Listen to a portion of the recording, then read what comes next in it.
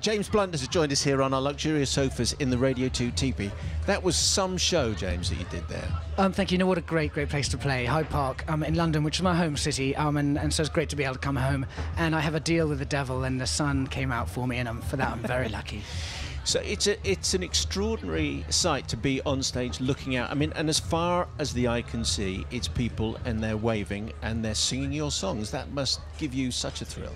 Yeah, I mean, it's lucky because as I get older, my memory is worse, and I need people to remind me of the words. It's Hyde Park. And it's so London. yeah, so I look out and I see the front row, and if I do forget lyrics, I know that the front row will keep me going. Yeah, the front row were largely Jessie J fans, I think. Right. Well, that's perhaps why I was singing the old Jessie J lyric. But yeah, I mean, fantastic, and it is an amazing thing, really, hearing some of your songs sung out by an audience this size. But when you go off on tour, and people pay tickets, they come and see it, and they know all your songs. When you come to a place like this, there will be Jessie J fans, Mannix fans, Smokey Robinson fans. They're there for a whole bunch of reasons. Does that make it a more difficult crowd for you to sing to? You know, in many ways, it's a greater pleasure, I suppose, because the people who are my greatest supporters do come to my shows, and they're so loyal to me, perhaps, that, you know, that they'll cheer me on, I mean, in my most desperate and worst of times. And an audience like this is more genuine and more honest. And if those people who did come for some great bands like Simple Minds, Texas, Manic Street Preachers, those are fantastic names. And for those guys who did come to see those guys, and it pained them perhaps to see me for a moment, if they enjoyed just a minute of it, and brought a smile to their face, then job done, and I'm very grateful to them for giving me that. I think enough of the humility. I think, you know, they loved every minute of it, and we could tell that you did as well. Do you always launch yourself and do a bit of stage diving like that?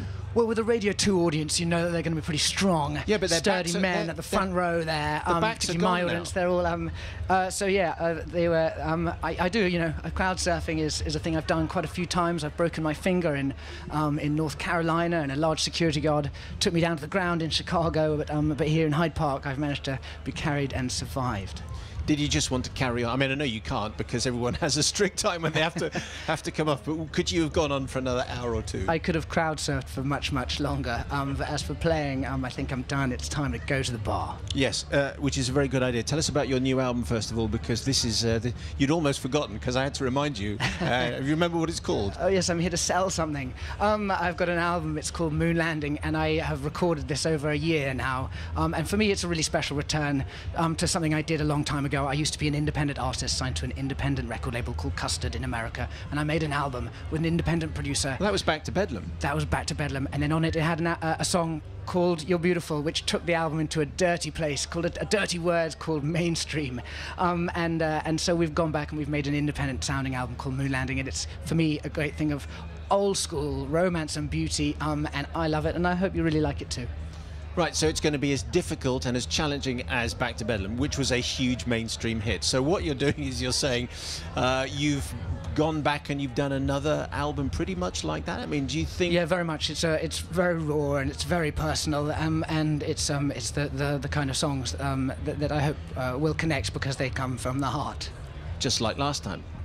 So Moon Landing is the title. Do you want to explain why that? Yeah, well, really, because it's an old school sounding album. It's nostalgic. It has a sense of romance to it, like the Moon Landings. That there's something, you know, in the 60s. I wasn't around then, but they sound as though, you know, such an amazing thing, such an achievement of mankind that we can't achieve again. Kind of like First Love.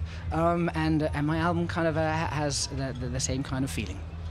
It sounds like it might be a wistful album, is it? It's stark and it's lonely. A grown-up album? I'm not. No, I'm a child still. But it's definitely raw and stark and yeah, and special. You guys have just got. You're just about to start playing Bonfire Heart, the single from it, which is Record of the Week actually on Ken Bruce. Yeah. Which is a great thrill. Thank you. That's all right. Well, you can thank him personally because he's knocking around here. He's on his 6th hamburger, I believe. Do you feel slightly nervous about going back to basics then, because you've been away for a bit? Do you feel a little bit nervous? No, not at all. You know, I had a first album which did an amazing thing. It sent me up into a place where I could tour the world, and then I went and made other albums in fancy studios with lots of musicians, and I've loved doing them. But having gone on that journey, it's been a great pleasure and a great kind of reflective moment to go into a studio effectively on my own with a producer to care for me. And this is the producer who did Back to Bedlam? Yes, exactly. A chap called Tom Rothrock. I've done lots of work with a man called Martin Tarafi as well, who did Jason Mraz, Katie Tunstall. train. And we started the ball rolling, and then I went back to Tom Rothrock, who recorded Back to Bedlam with me. And rather than singing to an audience, I sung through the glass to him, through the microphone, and him in the control room, and I suppose was just a little bit more honest. So when it was on Custard Records, Back to Bedlam, and the first single came out, and it did nothing really, and the second single came out, nothing. So how long did it take before You're Beautiful actually started to catch and register, and people went, oh, hang on? Yeah, well, actually, when my album came out, that first one, I said very much I didn't want to count the first week sales because I didn't know very many people who would buy my album in the first week, and so I said, let's do this gently and let's introduce songs rather than force them down people's throats. And so we put out High, and we released it without putting much pressure on it. And then Wise Men came out, and again, we just wanted to up the pressure, and the sales started going, and that song brought it into the charts. But yeah, I kind of knew when You're Beautiful hit that it was do or die at that moment, and I didn't realise quite what it would do. I think if I'd known now, perhaps we wouldn't even done it in the way they had. I mean, actually, this new album, in many ways, Moon Landing is the album that I would have recorded if Back to Bedlam hadn't sold the amount of albums that it had sold. If it hadn't had You're Beautiful on it, then I would have gone away on my own, not particularly known, and recorded an album called Moon Landing. Is there a You're Beautiful on it? I think there'll never be another song like You're Beautiful, as will there never be another song like Goodbye My Lover, because I hope never to feel exactly the same way as that ever again. But there are touching songs that are stronger songs and perhaps better songs in their own right. Tell us about the song you wrote about Whitney Houston.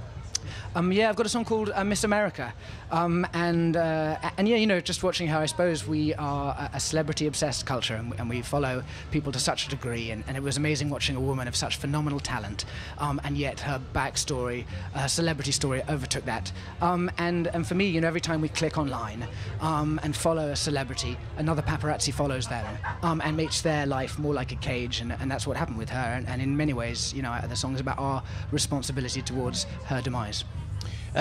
We're here in Hyde Park. You've just been listening to James play live. This is James Blunt sitting on our sofa, and you can watch all this online and live stream, sitting in front of like an antique table with a whole bunch of oversized cards.